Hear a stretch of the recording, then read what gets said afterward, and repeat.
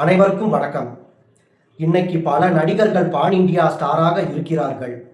ஆனால் 1950, 60களில் pan India ஸ்டாராக இருந்த நடிகை, சிறந்த நடிகை, பாடகி, இசையமைப்பாளர், எழுத்தாளர், இயக்குனர், தயாரிப்பாளர், ஸ்டுடியோ அதிபர் என பல திறமைகளை கொண்ட நடிகை, பேரறிஞர் அண்ணா அவர்களால் நடிப்புக்கு இலக்கணம் வகுத்த நடிகை என்று பாராட்டப்பட்டவர் நடிகை பானுமதி அவர்கள்.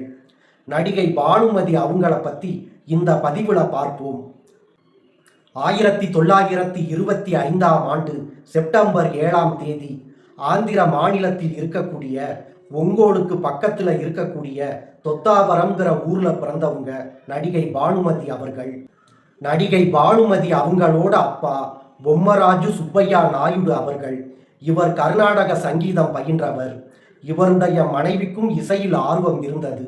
இந்த தம்பதியருக்கு 4 குழந்தைகள், 2 மகன்கள், 2 மகள்கள். அதில் மூத்த மகளாக பிறந்தவர் நடிகை பானுமதி அவர்கள்.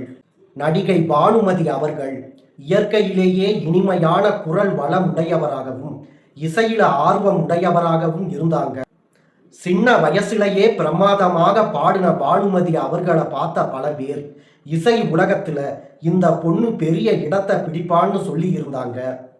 ஒரு பாட்டை ஒரு முறை கேட்டாலே போதும், அந்த பாட்டை எந்த பிழையுமே இல்லாம திரும்ப இனிமையான குரலோடு பாடக்கூடிய திறமை பானுமதி அவர்களுக்கு இயற்கையாகவே இயல்பிலேயே இருந்தது. பானுமதி அவர்களோட அப்பா பானுமதியை மிகப்பெரிய பாடகியாக ஆக்க வேண்டும்னு ஆசைப்பட்டார். அதனால பானுமதி அவர்கள் முறைப்படி சங்கீதம் கத்துக்கிறதுக்கு அவர் ஏற்பாடு செய்தார்.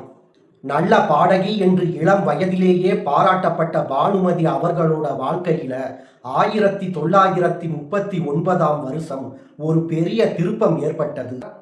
அப்போது தெலுங்கு சினிமாவுல பிரபல இயக்குனராக இருந்த பி. புள்ளையா அவர்கள் வர விக்ரயம் அப்படிங்கிற திரைப்படத்தை இயக்க திட்டமிட்டிருந்தார். அந்த திரைப்படத்துல பானுமதி அவர்களை 2வது கதாநாயகியாக நடிக்க வைக்க விரும்பினார். அதற்காக பானுமதி அவர்களோட அப்பா கிட்டையும் சம்மதம் வாங்கிட்டார் இயக்குனர் பி. புள்ளையா அவர்கள். அதன் பிறகு அந்த படத்துல 2வது கதாநாயகியாக நடிகை பானுமதி அவர்கள் சினிமா உலகத்துல அறிமுகமானார்கள். அந்த படமும் நல்ல வெற்றியை பெற்றது. அதைத் தொடர்ந்து பானுமதி அவர்கள் மாலதி மாதவன், தர்ம பத்தினி, பக்தி மாலா, கிருஷ்ண பிரேமம் போன்ற படங்கள்ல நடிச்சாங்க. அதுல கிருஷ்ண பிரேமம்ங்கிற படத்துல நடிக்கும் போது அந்த படத்துல உதவி இயக்குனராக ராமகிருஷ்ணா ராவ்ங்கிற ஒரு வேலை பார்த்தார். அந்த ராமகிருஷ்ணா ராவ் அவர்களுக்கும் நடிகை பானுமதி அவர்களுக்கும் காதல் ஏற்பட்டது. அதன் பிறகு அம்மா அப்பா சம்மதத்தோட அவர்கள் திருமணம் செய்துக்கிட்டாங்க. திருமணத்துக்கு பிறகு சினிமாவுல நடிக்க வேண்டாம் என்று அவர்கள் இருவரும் சேர்ந்து முடிவு எடுத்தார்கள். ஆனால் அப்போது சினிமாவுல பிரபலமாக இருந்த P.N. ரெட்டி என்பவர் சொர்க்க சீமா என்கிற திரைப்படத்தை எடுக்க திட்டமிட்டார். அந்த படத்துல பானுமதி அவர்கள் கதாநாயகியாக நடிக்க வேண்டும் என்று அவர் கேட்டுக்கொண்டார். பானுமதி அவர்கள் முதலில் இதற்கு மறுத்தார். பின்னர் அந்த படத்துல நடிக்க சம்மதம் தெரிவித்து பானுமதி அவர்கள் அந்த படத்துல கதாநாயகியாக நடித்தார்.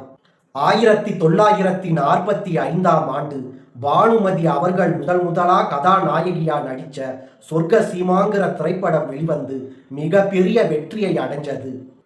இந்த திரைப்படத்துல பானுமதி அவர்கள் பாடிய ஓ பாவுராமா என்ற பாடல் மிகப்பெரிய ஹிட்டானது. தெலுங்குல வெளியான சொர்க்க சீமா திரைப்படத்துல அந்த படத்தோட கதாபாத்திரத்துல பானுமதி அவர்கள் நன்றாக பொருந்தியதால் அந்த படமும் மிகப்பெரிய வெற்றியை அடைஞ்சது. அதன் பிறகு அந்த படம் தமிழிலும் வெளிவந்தது. தமிழிலும் சொர்க்க சீமா திரைப்படம் மிகப்பெரிய வெற்றியை அடைஞ்சது. சொர்க்க சீமா திரைப்படம் தமிழையும் அமோக வெற்றி அடைஞ்சதை தொடர்ந்து பல இயக்குனர்களும் தயாரிப்பாளர்களும் நடிகை பானுமதி அவர்களை தங்களோட படத்துல நடிக்க வேண்டும் என்று வலியுறுத்தினார்கள். ஆனால் நடிகை பானுமதி அவர்கள் சில படங்களை மட்டுமே தேர்ந்தெடுத்து அதில் நடிச்சாங்க. இந்த சூழ்நிலையில் பானுமதி அவங்களுக்கு ஒரு மகன் பிறந்தார். அந்த மகன் பரணி நட்சத்திரத்துல பிறந்தார். அதனால அவருக்கு பரணி என்று பெயர் வைத்தார்கள். அதன் பிறகு பானுமதி அவர்கள் அவரோட மகன் பெயரில் பரணி பிக்சர்ஸ் என்று ஒரு தயாரிப்பு நிறுவனத்தை தொடங்கினார். அந்த நேரத்துல லட்சுமிகாந்தன் கொலை வழக்குல சிறைக்கு போயிருந்த MKT தியாகராஜ பாகவதர் அவர்கள் சிறையில் இருந்து வெளியே வந்து ராஜமுக்திங்கிற திரைப்படத்தை தயாரிச்சு நடிச்சார். அந்த படத்துல நடிச்ச பானுமதி அவர்கள் அந்த படத்துல 2 பாடல்களையும் பாடினார். அந்த படத்துக்கு இசை CR சுப்பாராமன் அவர்கள். ஆனால் இந்த படம் தோல்வியை தழுவியது. அதனால இந்த படத்தோட இசையும் எடுபடாம போனது. அதன் பிறகு பானுமதி அவர்கள் நடிகர் PU சின்னப்பா அவர்களுக்கு ஜோடியாக ரத்னகுமார்ங்கிற திரைப்படத்துல நடிச்சாங்க.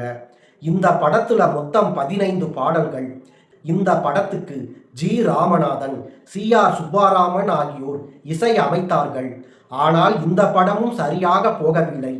இந்த காலத்தில் நடிகை பானுமதி அவர்களுக்கு பெரும் புகழை தேடித்தந்த படங்கள் கலைவாணர் NS கிருஷ்ணன் அவர்கள் நடித்த நல்ல தம்பி திரைப்படமும் ஜெமினி ஸ்டுடியோ தயாரித்த அபூர்வ சகோதரர்கள் திரைப்படமும். இதில் நல்ல தம்பி திரைப்படத்தின் கதை வசனத்தை பேரறிஞர் அண்ணா அவர்கள் எழுதினார்கள்.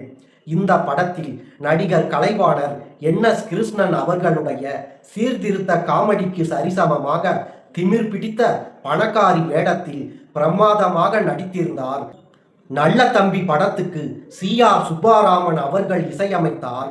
இந்த படத்தில் நடிகை பானுமதி அவர்கள் அமெரிக்க இசை பாணியில் பாடலை பாடினார். வெளிநாட்டு இசையில் பாடிய முதல் இந்திய பாடகி பானுமதி தான். ஜெமினி ஸ்டுடியோ தயாரித்த அபூர்வ சகோதரர்கள் படத்தில் MK ராதா அவர்களுக்கு ஜோடியாக நடிகை பானுமதி அவர்கள் நடித்தார். இந்த படத்தில் லட்டு மிட்டாய் வேணுமா என்ற பாடலை தன்னுடைய இனிமையான குரலால் பாடி வில்லன்களிடமிருந்து தப்பிக்கும் காட்சியில் நடிகை பானுமதி அவர்கள் மிகவும் யதார்த்தமாக நடித்திருப்பார். இந்த படம் தமிழ், இந்தி, தெலுங்கு ஆகிய எல்லா மொழிகளிலும் வெளியாகி மிகப்பெரிய வெற்றி அடைந்தது. இந்த படத்திற்கு ராஜேஸ்வர ராவ், ND பார்த்தசாரதி, R வைத்தியநாதன் என்று 3 பேர் சேர்ந்து இசையமைத்தார்கள். நடிகை பானுமதி அவர்கள் சொந்தமாக தயாரித்த திரைப்படம் லைலா மஜ்னு காதல் ஆகியவையாகும். லைலா மஜ்னு திரைப்படத்தில் நடிகை பானுமதி அவர்கள் பாடிய அனைத்து பாடல்களும் அனைவராலும் ரசிக்கப்பட்டது. அன்றைய காலத்தில் தமிழ் சினிமாவில் பெரிய நடிகர்களாக இருந்த MGR, சிவாஜி, ஜெமினி கணேசன் மற்றும் தெலுங்கில் பெரிய நடிகர்களாக இருந்த ND ராமாராவ், A நாகேஸ்வர ராவ் ஆகியோருடன் நடிகை பானுமதி அவர்கள் இணைந்து நடித்தார். மக்கள் திலகம் MGR அவர்களுடன் மலைக்கள்ளன், மதுரை வீரன், நாடோடி மன்னன், அலிபாபாவும் 40 திருடர்களும் போன்ற திரைப்படங்களிலும், நடிகர் திலகம் சிவாஜி கணேசன் அவர்களுடன் தெனாலிராமன், அம்பிகாபதி, கல்வனின் காதலி, அறிவாளி, ரங்கோன் ராதா போன்ற படங்களிலும், ஜெமினி கணேசன் அவர்களுடன் பெண்ணின் பெருமை, சதாரம் போன்ற படங்களிலும் நடித்தார் நடிகை பானுமதி அவர்கள். 1970ஆம் ஆண்டு வரை பெரிய நடிகர்களுடன் மட்டுமே நடித்து வந்த நடிகை பானுமதி அவர்கள் அதன் பிறகு பெரிய நடிகர்களுடன் மட்டுமே நடிப்பேன் என்று சொல்லாமல் நல்ல கதாபாத்திரங்களை தேர்வு செய்து நடிக்க தொடங்கினார். நடிகை பானுமதி அவர்கள் அவருடைய சொந்த தயாரிப்பில் அவரே தயாரித்து இயக்கிய கடைசி படம் பெரியம்மா என்ற திரைப்படமாகும். இந்த திரைப்படத்தில் காதலர்களுக்கு ஆதரவு தருபவராக நடித்திருப்பார் பானுமதி அவர்கள். ஆனால் இந்த திரைப்படம் வியாபார ரீதியாக பெரிய வெற்றியை அடையவில்லை என்றாலும் பானுமதி அவர்களின் திரைப்படம் என்ற முத்திரையை பதித்தது. அதோடு 1992ஆம் ஆண்டு தமிழில் வெளிவந்த செம்பருத்தி திரைப்படம்தான் நடிகை பானுமதி அவர்கள் கடைசியாக நடித்த படம். நடிகை பானுமதி அவர்கள் தமிழ் மற்றும் பிற மொழிகளில் மொத்தம் 200 படங்களுக்கு மேல் நடித்துள்ளார். 1966ஆம் ஆண்டு மத்திய அரசின் பத்மஸ்ரீ விருதை பெற்றார் நடிகை பானுமதி அவர்கள். 2003ஆம் ஆண்டு மத்திய அரசின் உயரிய விருதான பத்ம விபூஷன் விருதையும் பெற்றார். அன்னை, அந்தஸ்துலு போன்ற திரைப்படங்களுக்காக சிறந்த நடிகைக்கான குடியரசு தலைவர் விருதையும் பெற்றார். பானுமதி அவர்கள் எழுதிய சுயசரிதை நூலான நாளோ நேனு என்ற புஸ்தகம் தேசிய விருதையும் பெற்றது.